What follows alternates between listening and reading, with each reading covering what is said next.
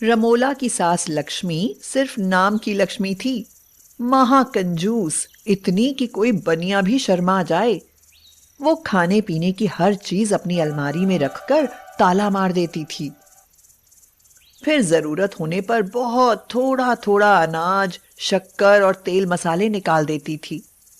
उसके परिवार में उन पति पत्नी के अलावा दो बेटे, राम श्याम, बड़ी बहू रमोला और पोता गोलू थे। महाकंजूस लक्ष्मी लालची भी बहुत थी। सुबह से शाम सबको बचत करना सिखाती और हमेशा अड़ोस पड़ोस से चीजें उधार मांगकर बहू से खाना बनवाती। जब एक दिन उनके छोटे बेटे श्याम को देखने लड़की के माता पिता आने वाले थे, तो लक्ष्मी ने बहू से कहा, अरे रमोला बहू, जाकर पड़ोसी से दूध और शक्कर उधार ले आ। अपने शाम को देखने लड़की वाले आ रहे हैं। रमोला सिर झुकाकर बोली, माँ जी, सारे पड़ोसियों ने अब कुछ भी उधार देने से साफ मना कर दिया है। सारे मोहल्ले वाले हमें भिखारी परिवार कहकर मजाक उड़ाते हैं, क्योंकि उनका कहना है आप उधारी चीजें मांगने तो भेज देती हैं, मगर चुकाती कभी नहीं। बहू की बात सुनकर लक्ष्मी कुछ सोचकर बोली, अच्छा, तू उन पड़ोसियों को मार गोली।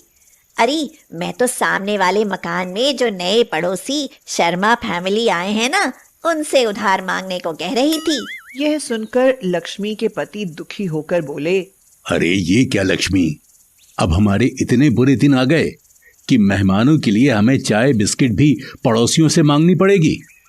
अरे भगवान की दया से मेरी पेंशन आती है, दोनों बेटे भी अच्छा खासा कमाते हैं, फिर ये सब क्यों? अजी चुप करिए जरा, ये घर गृहस्थी की बातें आप नहीं समझेंगे। महंगाई कितनी बढ़ गई है, मैं इतने बड़े घर का खर्च कैसे चलाती हूँ ये मुझे ही पता है। आप तो बस अपना चश्मा संभालिए, जब देखो चश्मा लगाए लगाए सो जाते हैं। कभी गलती से हाथ लगकर चश्मा गिरकर टूटा ना, तो पता चलेगी चश्मे की कीमत। हाँ। फिर बहू से बोली, अच्छा बहू, तू जा जल्दी से मांग ला दूध शक्कर, तब तक मैं किचन में बचे खुचे नरम पड़ गए बिस्किट देखती हूँ। अगर नहीं मिले तो फिर सोचेंगे कि कहाँ से मांग कर लाने हैं। लड़की वाले आए, रिश्ता तय हो गया और लड़की वाले ठंडी चाय, टूटे नरम बिस्कुट देख बिना कुछ खाए पिए ही चलने लगे। तो लक्ष्मी बोली, भाई साहब, आप लोग तय वक्त से थोड़ा देर से आए, इसलिए तब तक चाय बिस्कुट खुले पड़े रहने के कारण ठंडे और नरम पड़ गए हैं। कोई बात नहीं, अब तो आना जाना लगा ही रहेगा ना, अगली बार जरूर चाय पीकर जाइएगा। वो लोग चले गए। फिर लक्ष्मी अपनी बहू से बोली, देख बहू, इसे कहते हैं समझदारी।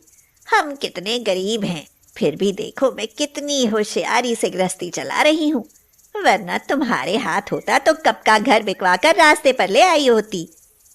अब ये चाय बिस्कुट हमारे शाम के नाश्ते में काम आएंगे, समझी बहू? सीखो सीखो कुछ मुझसे। बहू बेहद शर्मिंदा हुई। कुछ दिनों बाद छोटे बेटे की शादी हुई और नई बहू सुरेखा ससुराल आ गई। सास ने बहू के जेवर, नए कपड़े भी खुद की अलमारी में रख लिए।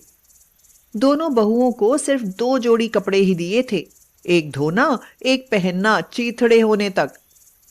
सुबह जब नई दुल्हन उठकर नहाने ब्रश करने बाथरूम में गई, तो वहां न टूथपेस्ट और न ही नहाने का साबुन था। सुरेखा ने आवाज देकर पेस्ट साबुन मांगा, तो सास ने पेस्ट की जगह नमक और साबुन की जगह चिकना पत्थर उसकी हथेली पर रख दिया और कहा, हम सब तो ऐसे ही ब्रश करते और नहाते हैं। सुरेखा मन महसूस कर रह गई। बालों में लगाने को तेल शैम्पू तक नहीं था और कंघी भी टूटी फूटी दी। ऊपर से लक्ष्मी बहुओं से कहती, 4 दिन में एक बार नहाओ और कपड़े धो, ताकि सर्फ और पानी व्यर्थ खर्च ना हो जाए। रमोला ने आकर कहा, माँ जी, मुन्ना बहुत रो रहा है, घर में सिर्फ पाव सेर दूध बचा है, दूध बिस्किट लाने के लिए पैसे दीजिए। तो सास भड़क गई। क्यों री, बच्चे के नाम से दूध बिस्किट लाकर खुद खा जाती है और रोज यहाँ नौटंकी करती है। रुक जरा। और पाव सेर दूध में 2 लीटर पानी डाल दिया। अब लक्ष्मी बोली, देख, अब दूध 2.25 लीटर हो गया। अब बच्चे को पिलाओ, चाय बनाओ, तब भी कल के लिए बच जाएगा। और यह ले, थोड़ा सा आटा भी ले जा। इसे बिस्किट की जगह दूध में घोलकर मुन्ना को पिला दे, ताकत आएगी। लक्ष्मी सब्जी तरकारी भी खुद ही लेकर आती। जो सड़ी गली सब्जी फेंकने वाली होती वह मांग कर मुफ्त में ले आती।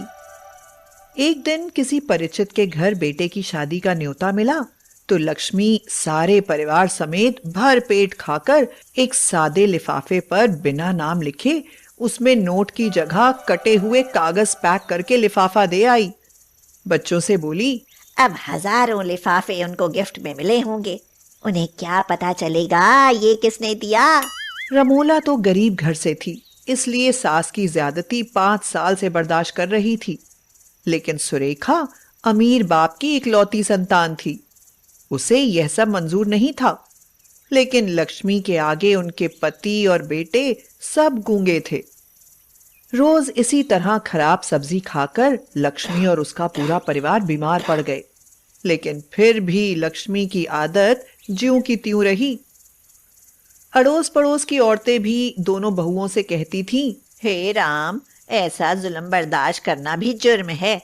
तुमको आवाज उठानी होगी, वरना कोई ना कोई बीमार पड़कर जान से भी जा सकता है। अब तो सुरेखा की बर्दाश्त से बाहर हो गया। शाम को पति के घर आते ही सुरेखा भड़क कर चिल्लाई, सुनो जी, मेरे माँ बाप ने तुमसे मेरी शादी यहाँ भिखारियों की तरह जिंदगी गुजारने के लिए नहीं की है। इससे तो हमारे घर के नौकर भी ज्यादा अच्छी तरह रहते हैं। तुमने अगर 2 दिन में अपनी माँ को नहीं समझाया तो देख लेना, मैं मायके चली जाऊंगी। फिर रहना अपनी माँ के पल्लू से बंधे हुए, कंजूसी करते हुए। हाँ। लेकिन राम श्याम तो मिट्टी के माधव थे। सुरेखा के बोलने का कोई फायदा नहीं हुआ। और फिर एक दिन दोपहर का समय था और घर में सिर्फ सास, बहुएं और पोता थे। बेटे ऑफिस और ससुर जी बैंक गए थे। दरवाजे पर दस्तक हुई। उन्हें लगा बैंक से ससुर लौट आए हैं। सुरेखा ने दरवाजा खोला तो डर कर पीछे हट गई, क्योंकि दरवाजे पर 2 नकाबपोश आदमी खड़े थे और उनके हाथ में पिस्तौल थे। नकाबपोशों ने पिस्तौल वहां मौजूद सास बहुओं पर तान दिए और लक्ष्मी के सिर पर पिस्तौल लगाकर एक नकाबपोश बोला, हे बढ़िया, चुपचाप अलमारी की चाबी हमारे हवाले कर दे। इस पर लक्ष्मी गिड़गिड़ा कर बोली, लगता है आप लोगों को गलत खबर मिली है। हम लोग तो बहुत गरीब हैं, हमारे पास तो खाने को भी नहीं है। इसलिए हम लोगों से उधार मांगकर जैसे तैसे 2 वक्त की चटनी रोटी खा लेते हैं। यकीन ना हो तो हमारे सभी पड़ोसियों से पूछ लो। लक्ष्मी की बात सुनकर वह नकाबपोश अपने दूसरे साथी से बोला, चल यार, ये लोग तो कंगाल हैं, इसलिए इन चारों को बेहोश करके बोरे में डालकर साथ ले चलते हैं और अपने अड्डे पर जाकर इन चारों के हाथ पैर तोड़कर इनसे भीख मंगवाएंगे। तो दूसरा नकाबपोश बोला, हाँ यार, आइडिया तो एकदम सही है। वैसे भी इस बुढ़िया की शक्ल और हाव भाव देखकर लगता भी है कि ये खानदानी भिखारी है। इसे हम भिखारियों का लीडर बनाएंगे। चलो इनकी गर्दन पर वार करके जल्दी बेहोश करो इन सबको, फिर बोरे में भरते हैं फटाफट। जैसे ही नकाबपोश लक्ष्मी पर वार करने आगे बढ़ा तो लक्ष्मी उसके पैरों पर गिर पड़ी और रोती हुई बोली, भगवान के लिए हमें छोड़ दो। मैं सच बताती हूँ, मेरे पास बहुत सोना और नकदी है, पर लालच की वजह से मैं उसे खर्च नहीं करना चाहती थी, क्योंकि खर्च करने से धन कम होता है। नकाबपोश बोला, अरे धन कम होने की फिक्र मत कर बढ़िया, हम तो तुझको ही दुनिया से कम कर रहे हैं। लक्ष्मी बोली, नहीं नहीं, तुम ऐसा करो, सब माल ले जाओ, लेकिन मेरे हाथ पैर मत तोड़ना। मैं अब कभी भी किसी से झूठ बोलकर कुछ नहीं मांगूंगी। घर में जो होगा वही सबको खिलाऊंगी, पर मुझे, मेरी बहुओं और पोते को मत मारो, इन सब का कोई कसूर नहीं है। नकाबपोशों ने लक्ष्मी से उसकी अलमारी की चाबी लेते हुए कहा, चलो ठीक है, तुम इतना गिड़गिड़ा रही हो तो तुमको सबको छोड़ देते हैं, लेकिन दोबारा झूठ बोलकर सबसे उधार मांगकर खाया तो सचमुच की भिखारिन बना देंगे, समझी। और वो दोनों लोग लक्ष्मी की सारी लक्ष्मी अपने साथ लाए बैग में भरकर ले गए। उस दिन के बाद से लक्ष्मी सुधर तो गई, लेकिन सारी दौलत लूट जाने के सदमे की वजह से बहुत बीमार पड़ गई। इसलिए लक्ष्मी की हालत घर वालों से देखी नहीं गई और उसके पति ने उसे सच्चाई बता दी और कहा, अरे ये सारा प्लान हम सब ने मिलकर बनाया था और वो दोनों नकाबपोश लुटेरे अपने ही बेटे राम और श्याम थे। सारी दौलत घर में ही मौजूद है। यह सुनकर लक्ष्मी की जान में जान आई, लेकिन अब वह अपनी गलती मान चुकी थी कि लालच बुरी बला है। उसके बाद उनका पूरा परिवार मिलजुल कर खुशी खुशी रहने लगा। महाकंजूस सास की कंजूसी भी खत्म हुई।